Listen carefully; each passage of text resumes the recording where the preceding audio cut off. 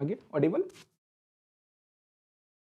Okay, good evening, class. Hope things are well with you and you must be waiting for this video. और आज के video में हम बहुत सारी चीजें चर्चा करने वाले हैं। डूज एंड डोंट्स के बारे में चर्चा करेंगे, सिलेबस के बारे में चर्चा करेंगे, पैटर्न के बारे में चर्चा करेंगे, क्या रणनीति होनी चाहिए, what should be the strategy, और कुछ बुक्स जो हम पढ़ते हैं उसके बारे में हम जरूर देखेंगे। टीजीटी क्लियर हम कैसे करते हैं, ये सारी चीजें हम बताते हैं, और आपका क्यों कभी कभी बहुत सारे स्टूडेंट्स का क्यों नहीं हो पाता, उन कारणों पर भी चर्चा करेंगे। तो आज एक ओपन चर्चा टाइप का है, आप कह सकते हैं। It's open conversation with you all. तो I hope you will love this session. So without making any further delay, because I have already done a little bit late. तो अब देखते हैं क्या है हमारे पास। You must be watching the thumbnail की complete syllabus के बारे में बात करेंगे, एग्जाम पैटर्न के बारे में बात करेंगे, और प्रिपरेशन स्ट्रेटजी के बारे में बात करेंगे। मस्ट रीड बुक्स, कौन सी किताबें आपको पढ़नी ही चाहिए, मतलब you can not save your skin. कुछ ऐसी किताबें हैं जिनसे आप बच नहीं सकते, आपको पढ़ना ही है। तो और कुछ बातें देखते हैं क्या है हमारे पास। ये जा क्यों नहीं रहा? अच्छा, बिफोर वी स्टार्ट, एक लाइन है, इस लाइन को सिलेबस के बारे में तो जान ही लेंगे, सिलेबस तो आपको पता ही है, बट मैं भी बताऊंगा, तो रेस्ट एश्योर्ड कि मैं बताऊंगा ही, मतलब डोंट पैनिक। लेकिन इसके बारे में लाइन देखते हैं, क्या लाइन है ये लाइन। अच्छा, एक ऐसी एक नोवेला है, मैं आपको आगे सर टीजीटी में ये कहां से आ गया, ये आपको नहीं पढ़ना है, बट ये नोवेला आप जरूर पढ़िएगा। नोवेला का नाम है जोनाथन लिविंगस्टन सीगल। क्या नाम है? ये इसलिए बता रहा हूं क्योंकि अभी आप खाली हैं और आप पढ़ सकते हैं। इस नोवेल को आप जरूर पढ़िएगा। क्यों नहीं आ रहा भाई?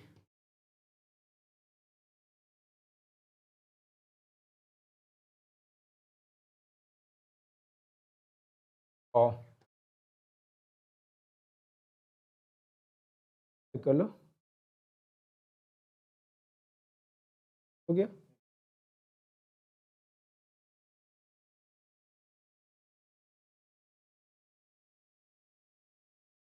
और due to some technical glitch I am letting it no. Okay, ठीक है। ये जो लाइन है एक नोवेल है, उस नोवेल की लाइन है, और तो नोवेल की एक लाइन है, वो कलम मेरी चल नहीं रही है, और कभी कभी कहते हैं सर मुड़ाते ही ओले पड़ना, इस टाइप का एक कहावत है। तो नोवेल में ये लाइन है, उस नोवेल का नाम है जोनाथन लिविंगस्टन सीगल। रिचर्ड बाक की नोवेल है। रिचर्ड बाक यहाँ राइटर आपको दिख रहे हैं। In fact this is not a novel, rather this is a novella. आप एक सिटिंग में, मुझे लगता है कि अगर आप सुबह 9 बजे पढ़ने बैठते हैं तो शाम तक खत्म कर देंगे। बीच में खाना पीना भी आप खा सकते हैं। उस नोवेल को पढ़ने से you will feel drastic changes in your personality. Please go through the novel. ये नोवेल हमें ये बताती है कि जिंदगी में कम से कम ऐसे लोगों से दूर रहिए जो आपके लिए लिमिटेशन, मतलब लिमिट तैयार करते हैं। तो ह्यूमन साइकी का कोई लिमिट नहीं होता। You can do what you think. अगर if you can think then you can do. बहुत सिंपल फार्मूला है, अगर आपको लगता है कि आप कर सकते हैं। और मैं फिर इसमें स्वैग या आत्मश्लाघा या दंभ में नहीं कह रहा हूं।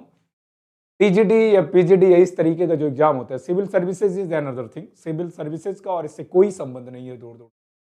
तो सिविल सर्विसेज में तो बड़ा मेहनत करना पड़ता है आपको, लेकिन मुझे लगता है कि if you want to be teacher, तो आपके पास एक प्रॉपर स्ट्रेटजी अगर आप 6 महीने या 5 महीने की रखते हैं, तो definitely you will be in the final list. उसके लिए आपको करना क्या है, हम इस पर चर्चा करते हैं। शायद मेरी पेन मेरा साथ नहीं दे रही है, otherwise we will be okay. New slide, वो कहां गया? ओके, ये जो, अच्छा इस पे नहीं होगा। Don't believe what your eyes are telling you. इस बात पे विश्वास ही मत करो जो आपकी आंखें दिखा रही हैं, बिकॉज ये आंखें जो दिखाती हैं वो लिमिटेशन होता है। और to succeed in life we have to go beyond limitation. जिंदगी में सफल होने के लिए किसी भी क्षेत्र में, not in the field of only teaching, जिस भी फील्ड में, in which ever field we want to succeed, तो हमें लिमिटेशन से we have to go beyond the limitation. और आंखें जो दिखाती हैं वो लिमिटेशन होती हैं। और कोई आदमी या कोई भी व्यक्ति जो भी आपके जीवन में या जो आपके आसपास जो मिली होता है उसका बड़ा प्रभाव पड़ता है। कहते हैं ना, man is a product of its race moment and milieu का जो हिप्पोलिट टीम का कॉन्सेप्ट था, तो वो आप जो सुनते हैं, जिन लोगों को सुनते हैं, जिन लोगों को पढ़ते हैं, उनका बड़ा असर होता है आपके कैरेक्टर में। मतलब what ever you listen, what ever you read, these things shape your character, your personality. ये चीजें आपके कैरेक्टर और पर्सनैलिटी को शेप करती हैं। तो रिचर्ड बाक की लाइन है, क्या लाइन है? Don't believe what your eyes are telling you. आंखों को जो दिखाई पड़ रहा है, जैसे वो कहा होता है ना, सीइंग इज बिलीविंग वाला कॉन्सेप्ट, जस्ट इग्नोर इट। मतलब कहते ना, practice makes perfect, practice makes a man perfect, इसको भी इग्नोर कर दो। Perfect practice makes a man successful candidate. तो आपको प्रैक्टिस नहीं करना, परफेक्ट प्रैक्टिस करने से होता है। तो यहां क्या कह रहा है कि don't believe what your eyes are telling you, all they show is limitation. मत मानो कि तुम्हारी आंखें जो बता रही हैं, ये सारी चीजें जो बता रही हैं वो क्या है? लिमिटेशन है। और ये जो सारी चीजें बता रही हैं वो लिमिटेशन है। जोनाथन, ये नोबेल का नाम है इसका, जोनाथन लिविंगस्टन सीगल। सीगल एक पक्षी होता है, आप जानते हैं। रिचर्ड बाक ने नोवेल लिखी है। इस नोवेल में यह बताया गया है कि आपकी अपनी एक प्रॉपर स्ट्रेटजी होनी चाहिए, क्योंकि आपकी पर्सनैलिटी दूसरे से बिल्कुल अलग है। तो डोंट कॉपी अदर्स, किसी को आपको कॉपी करने की जरूरत नहीं है। और पेजेस दिख क्यों नहीं रहे हैं? ठीक है, अच्छा ओके, न्यू स्लाइड।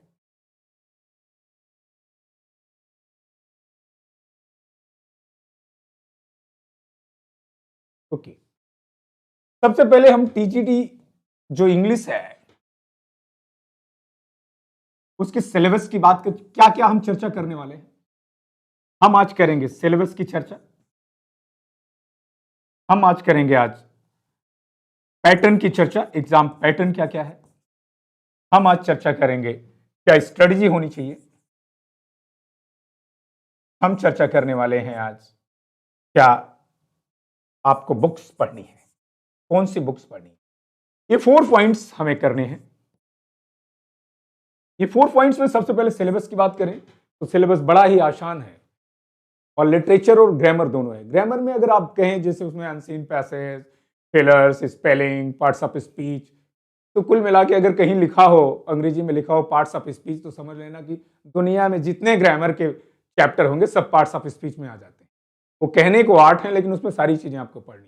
तो अगर कहीं भी लिखा है कि पार्ट्स ऑफ स्पीच, तो अगर पार्ट्स ऑफ स्पीच है, ग्रामर की बात करें, पार्ट्स ऑफ स्पीच की बात है, तो पार्ट्स ऑफ स्पीच में अपने आप में कंप्लीट ग्रामर, उसमें वोकैब, उस जितने फिलर्स, अनसीन पैसेज, जो नरेशन, पैसिव, ट्रांसफॉर्मेशन, जो भी ग्रामर में आप सुन सकते हैं या जान सकते हैं, वो सारी चीज शेक्सपियर से ही रहेंगे। लेकिन जो टीजीटी का लेवल है वो थोड़ा सा आप कह सकते हैं शैलो लेवल का है, मतलब बहुत टफ नहीं है। लेकिन टफ इसलिए है क्योंकि उसमें शेक्सपियर के पूरे वर्क्स के बारे में आपको जानना है। Brief, you must have a brief intro about all the works, poems written by the particular author, उसके बारे में आपको सब कुछ जानना है, इसलिए आप कह सकते हैं टफ है। इनफैक्ट सब तो किसी को कुछ पता नहीं रहता, एक कुछ पर्टिकुलर चीजें होती हैं जो एक ट्रेंड होता है, यहीं से यही चीजें पूछी जाती हैं, तो वो सारी चीजें सिलेबस में आपको बताया जाता है। और भी मार्केट में जो बुक्स हैं उनके बारे में भी मैं बताऊंगा, और क्या प्रैक्टिस सेट कैसे आपको कौन सा करना है, वो सारी चीजें आपको बताऊंगा। यही बात मिल्टन पे भी लागू होती है, यही बात वर्ड्सवर्थ पे भी लागू होती है, जॉन गाल्सवर्दी। अब आप कहेंगे सर इतना आसान सिलेबस, लेकिन इसके साथ आपको क्या पढ़ना है? इसके साथ आपको एक किताब, कोई भी हिस्ट्री ऑफ इंग्लिश लिटरेचर आपके पास होनी चाहिए, हिस्ट्री ऑफ इंग्लिश लिटरेचर। हालांकि सवाल तो यहां से 2 ही आएंगे जो आपको पता हो जाता है, हिस्ट्री ऑफ इंग्लिश लिटरेचर और एक किताब टर्म्स एंड मूवमेंट्स की।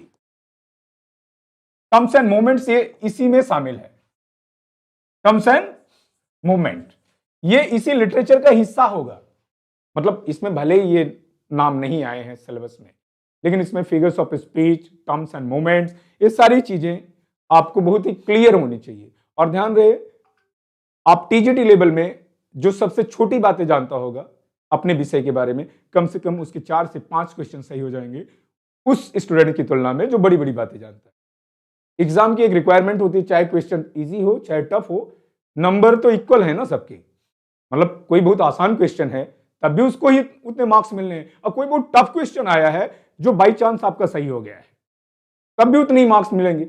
और जो टफ क्वेश्चन होता है वो ज्यादातर कैंडिडेट्स का गलत होता है, और इजी क्वेश्चन जो होता है वो जनरली ज्यादातर का सही होना चाहिए। बट इन जनरल क्या होता है, जो हमने देखा है, जो मैंने महसूस करा है, कि कई अच्छे स्टूडेंट्स का इजी क्वेश्चन गलत हो जाता है, और वो उनको फाइट। मैं ऐसे कई स्टूडेंट्स को जानता हूं जिन्होंने अब की बार जो एग्जाम दिया था, हालांकि वो लिस्ट में है, फिर उनकी रैंक जो है 400-500 में है, तो वो रैंक 400-500 में ना आकर के उन्हें अंडर 20 होना चाहिए था। मैं ऐसे बहुत सारे स्टूडेंट्स को जानता हूं। तो एग्जाम में 4 राइटर्स हैं, शेक्सपियर के बारे में आप जो भी जान सकते हैं, कुछ भी ट्रैश नहीं है। Nothing is trash for you when you are going to take exam like TGT where Shakespeare is asked, क्योंकि शेक्सपियर खुद में अपने आप में, Shakespeare himself is a syllabus. Shakespeare अपने आप में एक बहुत बड़े सिलेबस है। अगर आपको शेक्सपियर का सब कुछ पता है तो जान लो आपको पूरा आधा साहित्य पता है ना, मतलब ही हैज लेफ्ट नथिंग। आप अगर उनके 37 पेज कोई पढ़ता उड़ता है नहीं, समरीज पढ़ी है सबने। जैसे अगर मैं अपनी बात करूं तो मैंने 4-5 ही पढ़ी है उनकी, ढंग से पढ़ी है।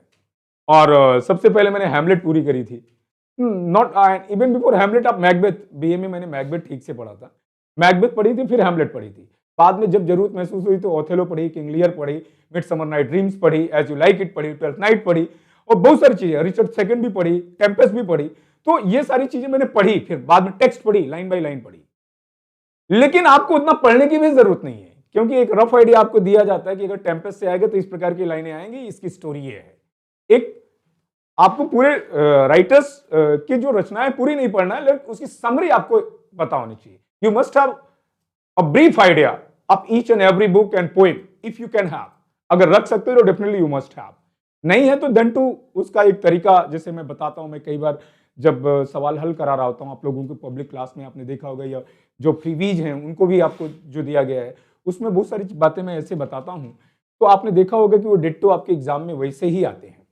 मैं ये नहीं कह रहा हूं कि मतलब दो यू आर टीचिंग, सबका अपना अपना लेवल होता है, हर लेवल से अपना अपना तजुर्बा काम करता है। तो आपको क्या करना है पढ़ने के लिए, ये आपका सिलेबस बहुत छोटा है, आपने देख लिया, ये 4 को समझ करके आप छोटा मत मानिए। Never under estimate the power of common thing, क्योंकि ये बड़े अनकॉमन होते हैं। इसमें मिल्टन के बारे में कोई निर्धारित पोएम नहीं पढ़नी, मिल्टन की सारी जितनी लिखी है सब आपको जानना है, और ब्रीफ आइडिया। उसी तरीके से वर्ड्सवर्थ के बारे में जो भी आप जितना मैक्सिमम आप जान सकते हैं, या गालजोर्दी के बारे में जो भी मैक्सिमम आप जान सकते हैं। सवाल तो एक कन्वेंशनल ही पूछते हैं, अभी तक तो यही पूछा गया है, बट जरूर नहीं कि कन्वेंशन बना रहता है। हर बार लगभग 5 से 7 हजार कंपटीटर आपके बढ़ जाएंगे, हर बार मतलब 80,000 आपको एग्जाम दे रहे हैं, और सिलेक्शन कितने लोगों को होना है, मान लो 2000 सीट है तो 2000 का ही होगा ना, उसके बाद तो 78,000 विल रिमेन अनसेलेक्टेड। तो उसमें आपको 2000 में कैसे लाना है, तो what are eyes are telling us, this is limitation, we have to go beyond limitation. हमें उस लिमिट को क्रॉस करना, we have to cross that limit.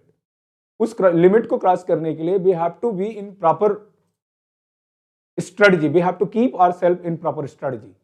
और स्ट्रेटजी क्या है कि सारे राइटर के बारे में ऐसा तो है नहीं, आपने सुना ही नहीं है, सुना तो सबके बारे में ना, एग्जाम में कुछ भी थोड़ा लीक से हट के आया।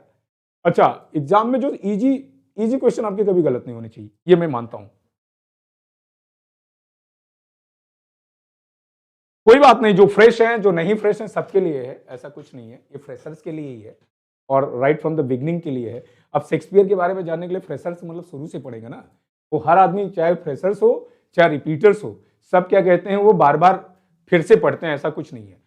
अगर आप कितने प्लेस लिखे गए, कितने सोनेट लिखे गए, कितने किसका क्या डेडिकेशन है, ये सारी चीजें, ये तो आपको डीप में पढ़ना पड़ेगा, किसी भी बुक से आप पढ़ सकते हैं, वो बुक्स आपको बता दिए जाए। और पैटर्न क्या होता है, अगर हम पैटर्न की बात करें तो पैटर्न लगभग 125 क्वेश्चंस आते हैं, एमसीक्यूज होता है 125 क्वेश्चन होता है, जिसमें मान लो मुझे लगता है कि मतलब 60 to 65 का रेशियो रहता है। मतलब 60 अगर लिटरेचर से है, ये चेंज भी हो सकता है, तो इतना ग्रामर से भी होगा, और ये जो वाइस वर्सा भी हो सकता है, समझ रहे हैं, मतलब हो सकता है इतना लिटरेचर पूछ ले और इतना ग्रामर पूछ ले। ग्रामर में और सिलेक्शन किसका होगा, पैटर्न तो ये हो गया। और 125 क्वेश्चन आने हैं, और सबसे the biggest thing in your favour is that there is no interview. This is good. ये बड़ी अच्छी बात है कि you don't have to face a interview panel, because जब बात बताने की आती है, पढ़ लेना अलग बात है, पढ़ लेना अलग बात है, पढ़ के किसी को बता देना, both are different things, both are poles apart, दोनों में जमीन आसमान का अंतर है। You have knowledge and you have delivery, both are different things. Knowledge रखना और नॉलेज को डिलीवर कर पाना, बोथ आर डिफरेंट थिंग। हालांकि इंटरव्यू केवल 50 नंबर का होता है, तो अब तो इसमें है ही नहीं। Those who are looking forward to crack PGD, उसमें इंटरव्यू है, तो इंटरव्यू में वही आता है जो आप पढ़े रहते हैं। दरअसल इंटरव्यूअर इतने सहज हो गए हैं अब कि वो आपसे पूछ लेते हैं कि आपने क्या तैयार करा है आज के लिए। तो कितना आसान सा सवाल है, तो आप पहले से तैयार करके जाइए। हाँ, वहां मत फंसिए। ये सवाल सबसे बेस्ट और अच्छे इंटरव्यूअर का है। लेकिन कभी कभी कुछ होता ना, उनका ईगो हर्ट हो जाता है इंटरव्यूअर्स का, इंटरव्यूवी कुछ ऐसा बोल देता है तो ईगो हर्ट हो गया था, अच्छा बच्चा मुझे सिखा रहे हो, तो ऐसे ऐसे सवाल पूछने लगेंगे। तो मुझे तो एक बार फोनेटिक्स में इतना फंसा है कि मैं क्या करता, मरता क्या ना करता। तो उनको गोल गोल घुमाने से अच्छा है कि मैंने बता दिया सर मुझे आता ही नहीं। In fact my hand is weaker in phonetics, आप कह सकते हैं। तो अब क्या है कि 125 एमसीक्यूज, आपने अब की बार का मेरिट भी देख लिया। जब मैंने मेरिट दिया था तो कई लोगों ने बड़े मतलब, मैं सेल्फ क्रिटिकल नहीं हूं, बट कई लोगों ने मुझे इस तरीके से कहा कि मतलब मुझे बुरा लगा। यार बड़ी बड़ी बातें तो मैं करता ही हूं ना, बड़ी बड़ी बातें तो आप भी करते हैं। अब बड़ी बड़ी बातें करने का मतलब है थोड़ी कि मैं साधु सन्यासी हो गया हूं। यार मेरे बारे में बुरा बोलोगे तो मुझे बुरा ही लगेगा ना। तो कई लोगों ने बड़ा इस तरीके से कहा कि you have gone crazy and you don't know, you don't have any idea. तो मैंने बताया था कि एक रफ, आप देखिए पुराना वीडियोज पढ़ा रहा होगा, इसके पहले वाले का भी मैंने कट ऑफ दिया था, वो भी सही गया था, जिसमें मेरे एक जूनियर रहे, बड़े अच्छे काबिल जूनियर हैं, उनके साथ हम दोनों साथ में बैठ के दिए थे। तो अभी क्या है कि जब आपने रिजल्ट देख लिया, मतलब आप कह सकते हैं जनरल का 98 गया है, 97 पॉइंट समथिंग। तो पहली बात तो stop segregating yourself in category. अपने आप को कैटेगरी में बांटने की जो आपका जो साइकी है उसको छोड़ दो कि मैं जनरल बिलोंग करता हूं, मैं ओबीसी हूं, मैं एससी हूं, मैं एसटी हूं। सिलेक्शन कंपटीटर इस तरीके से नहीं होते। कंपटीटर मतलब कंपटीटर, आपका टारगेट केवल एक ही होना चाहिए, जनरल नहीं होना चाहिए। मतलब 98 आपका टारगेट है, ये नहीं कि मैं एससी कैंडिडेट हूं, मैं 80 से 85 में खुश हो जाऊंगा। और कभी भी जब भी एक स्टैंडर्ड सेट हो जाता है, आप सिर्फ हमेशा अपने आप को इतने पे ही मानेंगे, और ये इंक्रीज हो सकता है, ये निर्भर करता है, depends on the level of paper.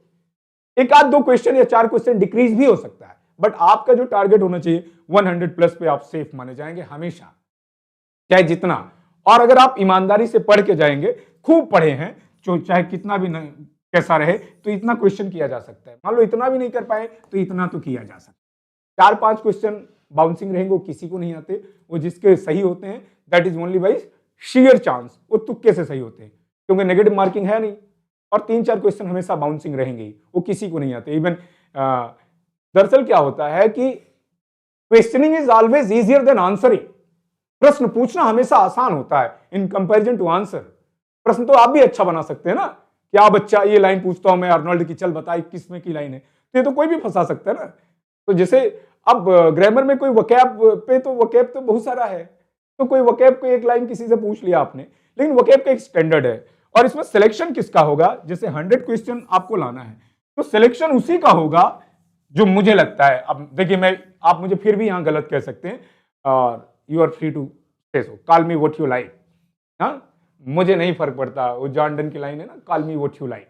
आपको जो पसंद हो वो कहिए, लेकिन मैं बता रहे, I repeat with a deeper sense of pride, and आप जो भी कहते हैं with I mean my full senses, I am just letting you no कि सिलेक्शन उसी का होगा जिसका अच्छा कमांड ग्रामर पे। क्योंकि मिल्टन कब पैदा हुए, कहां पैदा हुए, और कुछ लोगों तो ये भी पता है क्यों पैदा हुए, तो बहुत सारी जानकारियां हैं, तो वो सब पता कर लेते हैं। लेकिन पूरा हर आदमी का जो हाथ तंग होता है वो किस में होता है, ग्रामर। और ग्रामर और वकैब सेक्शन आपके 10 क्वेश्चन, और उसके बाद ये इस ग्रामर में एक और झेलाने वाला जो चैप्टर है प्रेपोजिशन, सबके दांत खट्टे कर देता है उसका नाम। और यहां प्रेपोजिशन से हमेशा 8+ क्वेश्चन आएंगे, मतलब 8 से 10 क्वेश्चन आने ही हैं, डैम श्योर। ग्रामर या जो आप टीजीटी दे रहे हैं, एमसीक्यूज अगर आप पढ़ के दे रहे हैं तो definitely you are on the wrong track.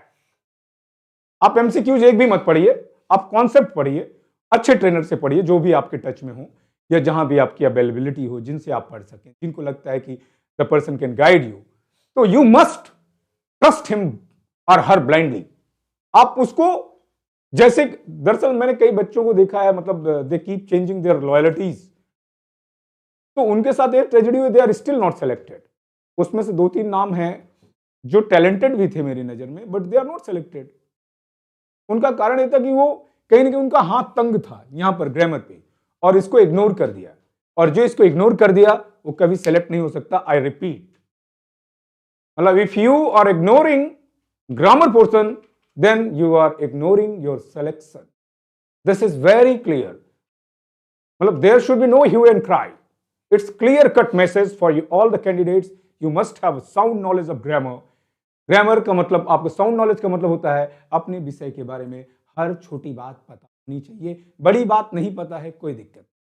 Exam आपकी बड़ी बड़ी चीजें नहीं पूछी गई हैं। जो बड़ी बड़ी चीजें पूछी जाती हैं उनका रेशियो केवल 4 से 10 क्वेश्चन होता है, और 10 क्वेश्चन आप नहीं करते हैं then to you will be in the final list. Then why this कोलावेरिटी की यार बड़ा।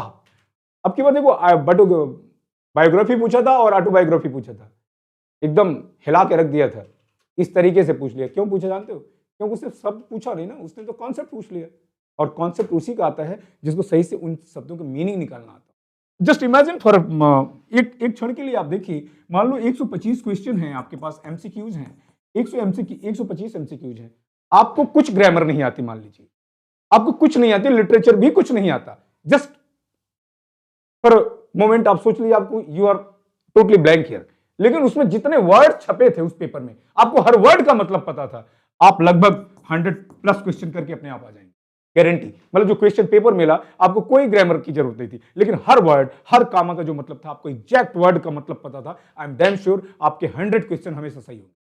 तो पूरा गेम कहां है? अगर आपके पास वर्ड पावर है तो डेफिनेटली यू आर इंटेलिजेंट। अंग्रेजी में जहां तक संबंध है, अंग्रेजी में यही एक सत्य है, अगर आपके वर्ड पावर अच्छे हैं तो आपके ग्रामर अपने आप अच्छे हो जाए, क्योंकि वर्ड का सही इस्तेमाल करना अपने आप आ जाएगा।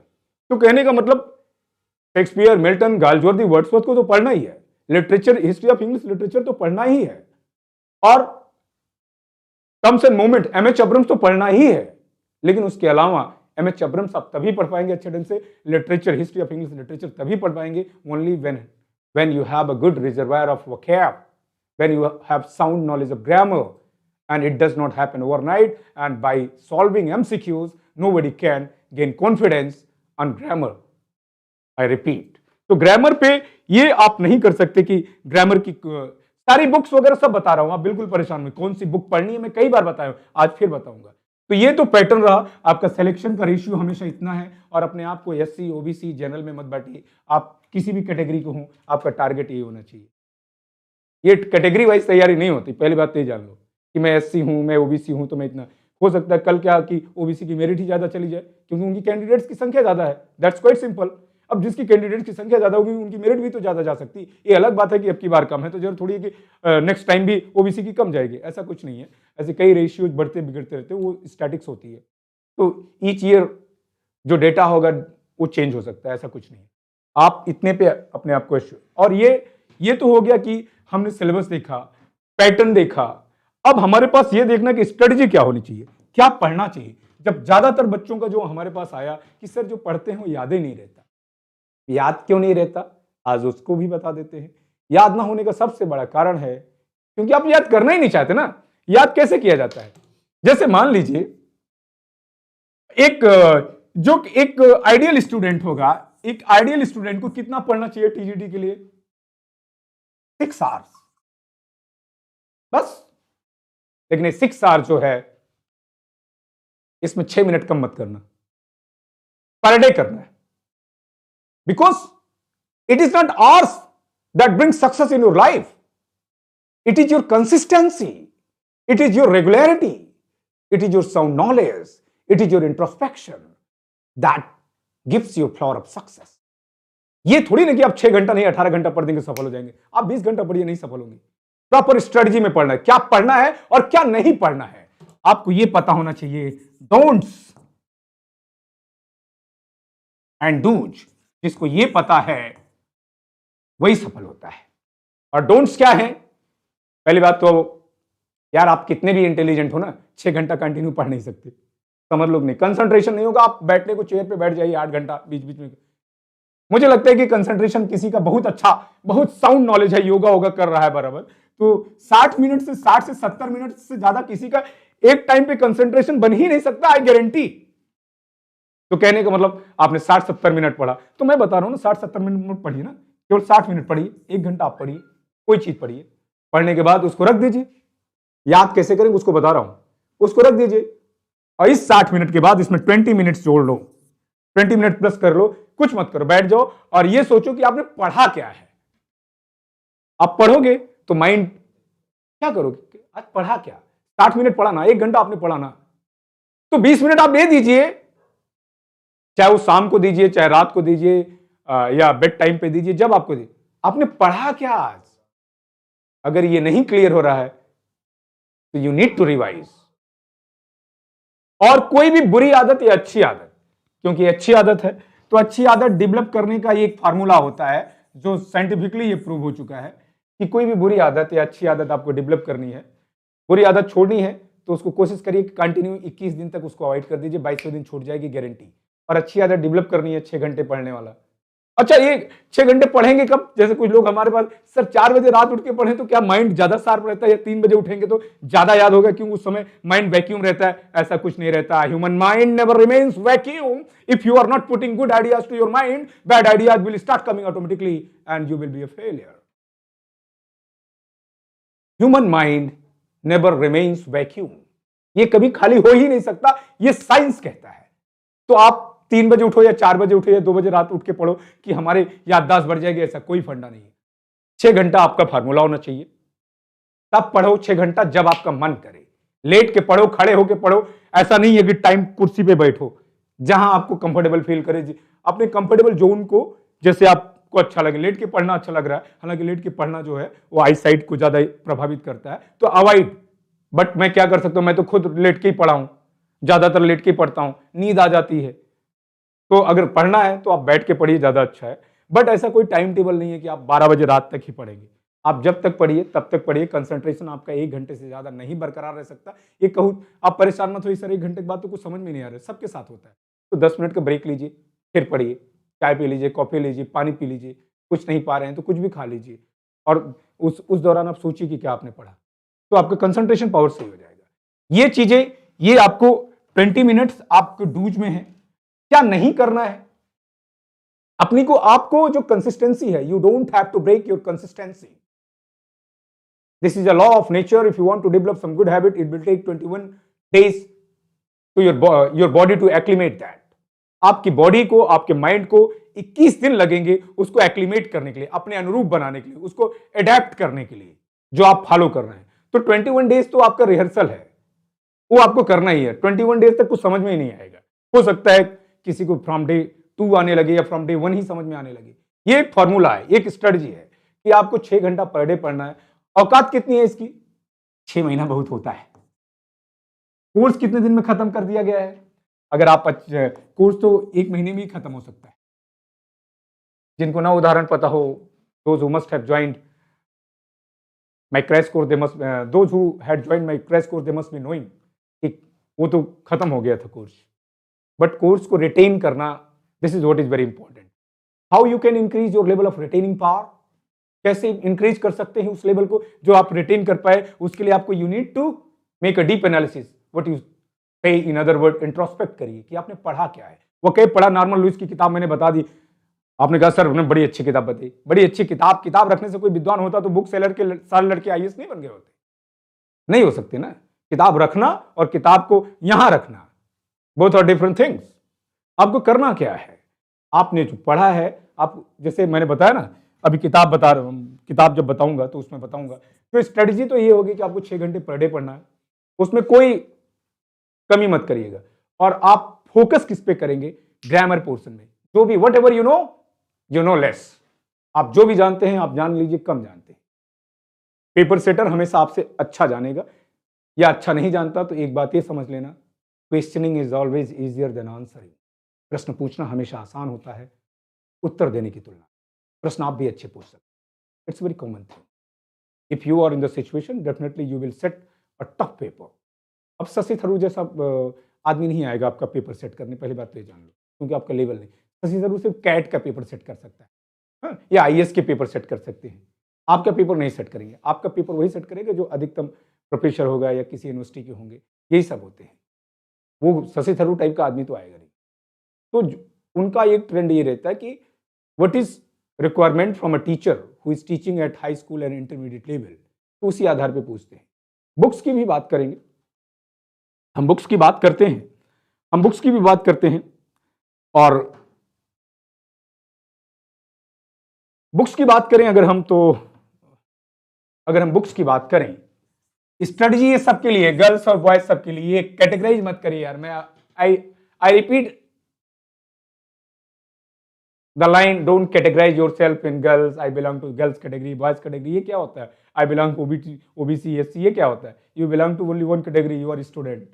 और स्टूडेंट को जब कैटेगरी में बांट लिया ना कि मैं, वो अलग बात है, वो तो हमारे संविधान में प्रदत्त जो सुविधाएं हैं आपको मिलती है तो आप लीजिए। ईडब्ल्यूएस में आते हैं तो ईडब्ल्यूएस के लीजिए, वो लीजिए, लेकिन आप अपने आप को कैटेगराइज मत करिए भाई, ये मुझे अच्छा है, ये थोड़ा सा आप कह सकते हैं पर्सनली मुझे नहीं पसंद है यार, ठीक है।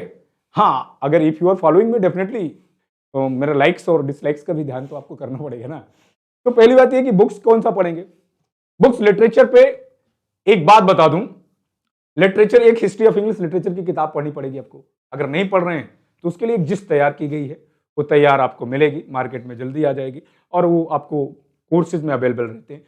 हिस्ट्री की भी जिस्ट है, एमएच अब्रम्स की भी पूरी जिस्ट है, 400 पेज को आप 40 पेज या 45 पेज में बना दिया गया है और जनरली वहीं से एग्जाम में आ जाए, वो अलग बात है। लेकिन आपको लिटरेचर में एमएच अब्रम्स की किताब पढ़नी ही चाहिए। एमएच अब्रम्स, ये जो क्या है, टर्म्स एंड मूवमेंट्स की किताब है, टर्म्स एंड मूवमेंट्स, इसी नाम से आप latest edition terms and movements जो है ये पढ़नी ही चाहिए। आप कह सकते हैं लिटरेचर की बाइबल है। दरअसल ज्यादातर लोग इसको इसलिए नहीं पढ़ते क्योंकि वो समझ में नहीं आता, उसकी टफ इतनी लैंग्वेज है, इंग्लिश लैंग्वेज में है, तो पढ़ने के बाद समझ में नहीं आता। तो ऐसा कुछ नहीं है, 2-3 बार पढ़ोगे आने लगेगा, और नहीं पढ़ोगे तो कम से कम उसमें जो टर्म्स दिए हैं उनको आप रफ आइडिया लेके सरल शब्दों में भी और लोगों ने बताया है, या गूगल का सहारा ले सकते हैं। You can take the help of, there is no harm if you take help from Google, because whole all, मतलब गूगल क्या है, गूगल कोई, अब गूगल तो सारी दुनिया की हेल्प कर रहा है ना।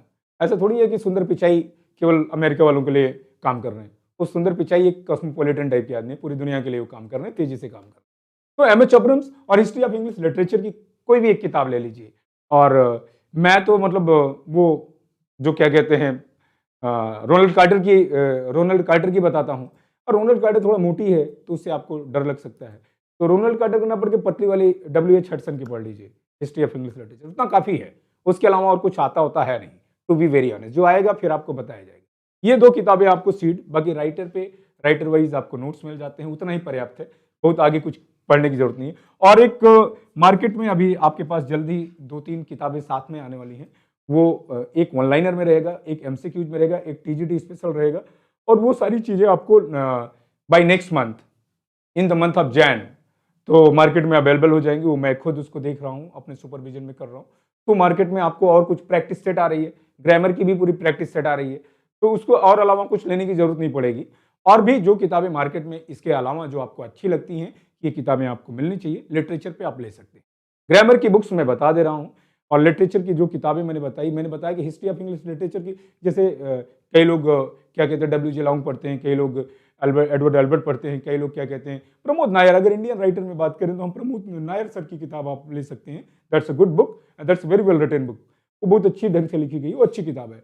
लेकिन मुझे लगता है कि you need not that, if you are looking for cracking NET like exam, then only you then to only you must go for that. अगर आप नेट को क्रैक करने की सोच रहे हैं तब आप प्रमोद नायर सर की पढ़िए, अदरवाइज आप W.H. हडसन पढ़ लीजिए, या कोई भी जो आपके पास अवेलेबल हो हिस्ट्री ऑफ इंग्लिश लिटरेचर। अब कॉम्पटन रिकेट, डेविड डैचे, ये सब पढ़ने की आपको जरूरत नहीं है। लिगोइस कजामिया, ये सब पढ़ने की जरूरत नहीं, इतनी मोटी मोटी किताबें, पतली किताबें पढ़िए। आपको रफ आइडिया, एज का रफ आइडिया पता होना चाहिए आपको, जिसमें से 1-2 क्वेश्चन आपके फंस लेते हैं, ठीक है, ये होना चाहिए। तो ये कुछ किताबें थी, लेकिन और कुछ किताबें, ग्रामर की बात करता हूं तो ग्रामर और जो प्रैक्टिस सेट और जो किताबें कंसाइज किताबें आ रही हैं मार्केट में आपको मिल जाएंगी।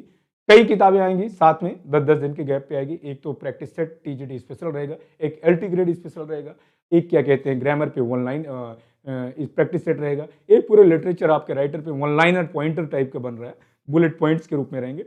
वो आपको सब हेल्प करेंगे। उतना ही पढ़ लेंगे तो उतने में आप 100 क्वेश्चन तो कर लेंगे, आई गारंटी। और जो वकैब मैं आपको फ्रीबीज जो हैं, जो उनको फ्री में वीडियोस देता हूं मैं वकैब का, उसका कोई सब्स्टिट्यूट नहीं है। आप जाके पूरे वीडियोज अगर आप देखते हैं, जो मैंने 47-48 वीडियोस दी थी, उसी में से इस बार भी आया है या जितनी बार आता है वो ऐसा नहीं। अच्छा, कुछ लोग कहते हैं सर ये जो शेक्सपियर का आया था टीजीटी में आएगा, पीजीटी में आएगा कि नहीं आएगा। पहली बात तो ये जान लो, शेक्सपियर टीजीटी में कुछ और है, एलटी ग्रेड में कुछ और है। एलटी ग्रेड में उनके सब नहीं पढ़ने हैं, 2 पढ़ने हैं, 3 पढ़ने हैं। तो वहां एलटी ग्रेड का लेवल जो है शेक्सपियर में वो निर्धारित है कि यहां से आएगा। टीजीटी में कहीं से भी पूछ सकता है, और ऐसा नहीं है कि, और टीजीटी का लेवल थोड़ा सा कहीं ना कहीं शैलो होता है, मतलब बहुत टफ नहीं होता। पहली बात तो ये जान लो। तो राइटर से जो भी सवाल बनेंगे वो ऑलमोस्ट आप अगर ठीक से पढ़े हैं तो डेफिनेटली यू कैन।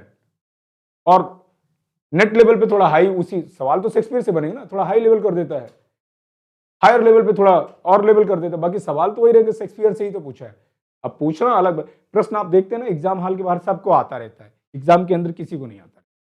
इसीलिए मेरिट ऐसे होती। जब मैंने मेरिट बताई तो कई लोगों ने कहा कि देख लेना 80 से ज्यादा मेरिट नहीं जाता, मतलब आप बच्चों को डरा रहे हैं। Why the hell I will get you scared, मैं क्यों डराऊंगा भाई। मतलब मैं तो आपको बस ये कि वो सच बता रहा था ना कि दरअसल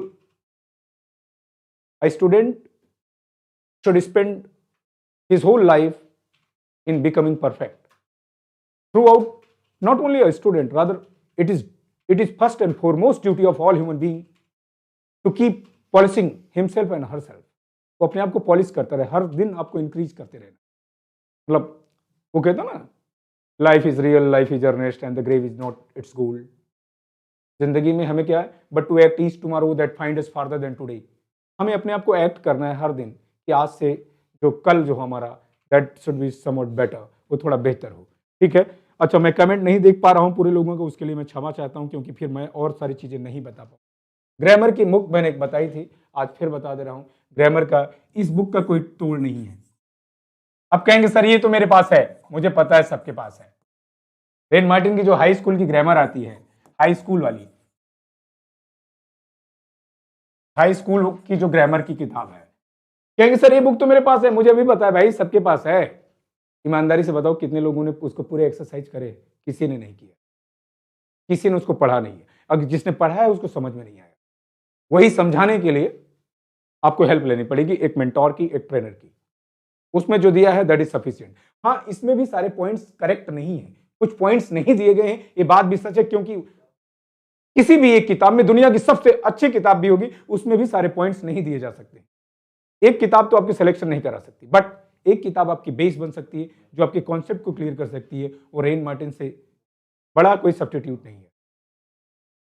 ठीक है, उससे बड़ा कोई सब्स्टिट्यूट नहीं है। पढ़ने को आप किसी का भी पढ़ लीजिए, आप नेस्फील्ड का पढ़ लीजिए, आप माइकल स्वान का पढ़ लीजिए, आप ग्रीनबाउम का पढ़ लीजिए, बड़े बड़े ग्रामेरियन है, एप्टीवुड का पढ़ लीजिए, फाउलर का पढ़ लीजिए, कॉलिंस का पढ़ लीजिए, बहुत सारे writers. Norman Lewis better English आती है ग्रामर इनकी, नॉर्मन लुइस की बेटर इंग्लिश, लेकिन आपको वो सब पढ़ने की जरूरत नहीं है। अगर मैं ये सारी किताबें आपको बता दूं, ये सारी किताबें सिर्फ रेफरेंस में आपके काम आएंगी। आपको एग्जाम में सिर्फ यही एक बुक हेल्प करने वाली। तो कहने का मतलब, go through as many times as you can. इसी किताब को कई बार पढ़ो ना। दरअसल ज्यादातर लोग पढ़े हैं, समझे नहीं है।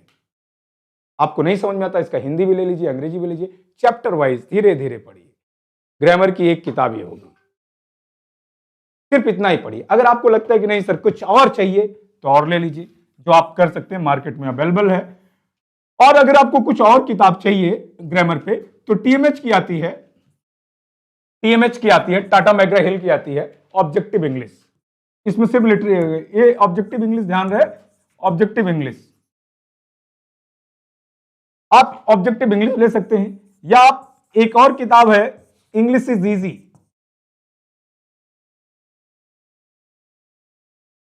चेतनानंद सिंह की है।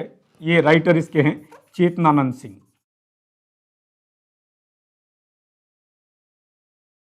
और इसके राइटर हैं, क्या कुछ नाम है, हरिप्रसाद उमादेवी, ऐसा कुछ नाम है। तो आप ले सकते हैं। इसके अलावा भी अगर आपको चाहिए तो मार्केट में बहुत सारे डीजीपी की आती है, ढिल्लन ग्रुप ऑफ पब्लिकेशन की किताब है, आप उसको ले सकते हैं। बट मुझे नहीं लगता कि उन सबको पढ़ने की जरूरत है। एक पढ़ लीजिए, उसके बाद आप सारा पढ़ लीजिए। या मार्केट में मुझे लगता है कि दिस इज द, इसका कोई तोड़ नहीं है। जैसे मैंने बताया ना कि एमएच अब्रम्स की किताब का कोई सब्स्टिट्यूट नहीं है, उसी तरीके से आपके एग्जाम की मैं बता नहीं रहा हूं, मैं ये नहीं कह रहा हूं कि ये दुनिया की सबसे अच्छी किताब है रेन मार्टिन की हाई स्कूल ग्रामर। मैं ये बता रहा हूं कि आपके एग्जाम के लिए इससे बेहतरीन सब्स्टिट्यूट नहीं है।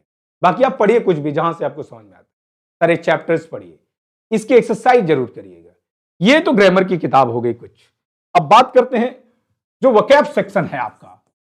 वोकैब सेक्शन कैसे आप इंप्रूव करेंगे, तो उसके लिए सबसे अच्छी किताब जो है नॉर्मन लुइस है, सबके पास पढ़ा कोई नहीं है।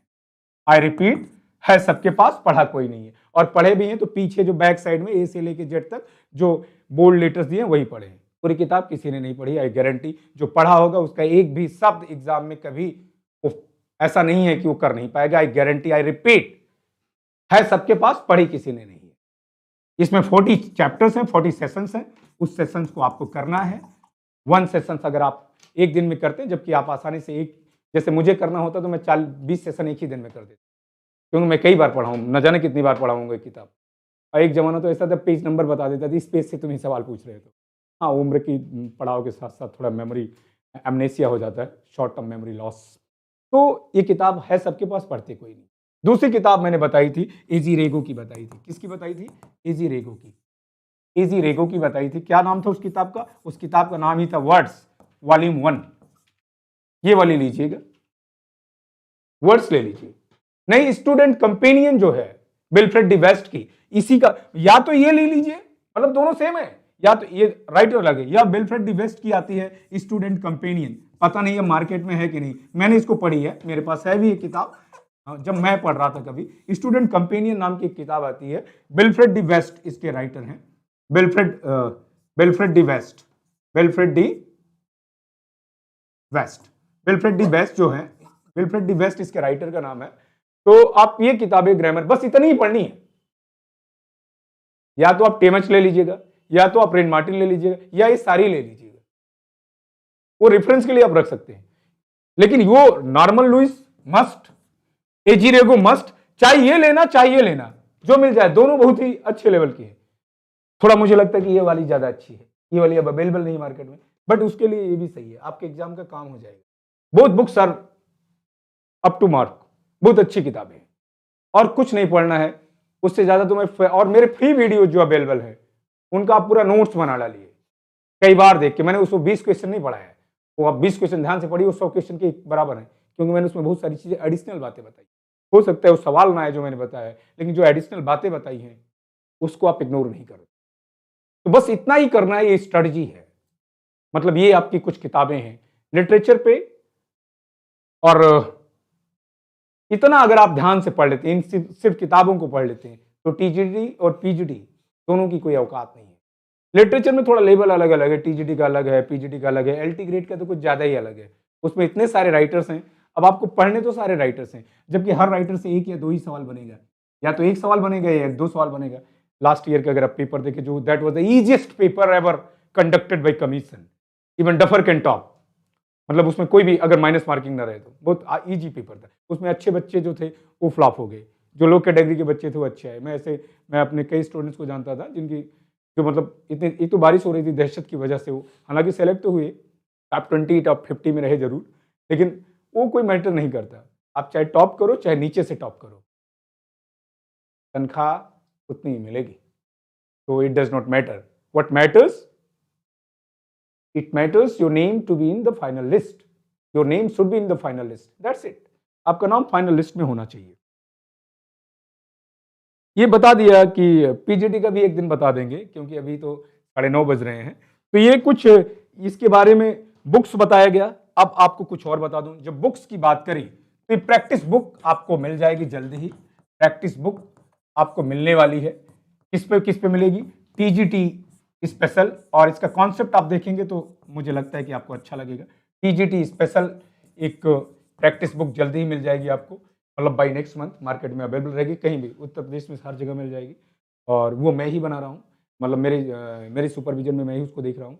और वन लाइनर टीजीटी स्पेशल मिल जाएगी, एलटी ग्रेड स्पेशल मिल जाएगी, सारी चीज़ें आपको मार्केट में मिल जाएंगी। अगर नहीं मिलती तो कम से कम ये तो तैयार है, ये तो मिल ही जाएगी।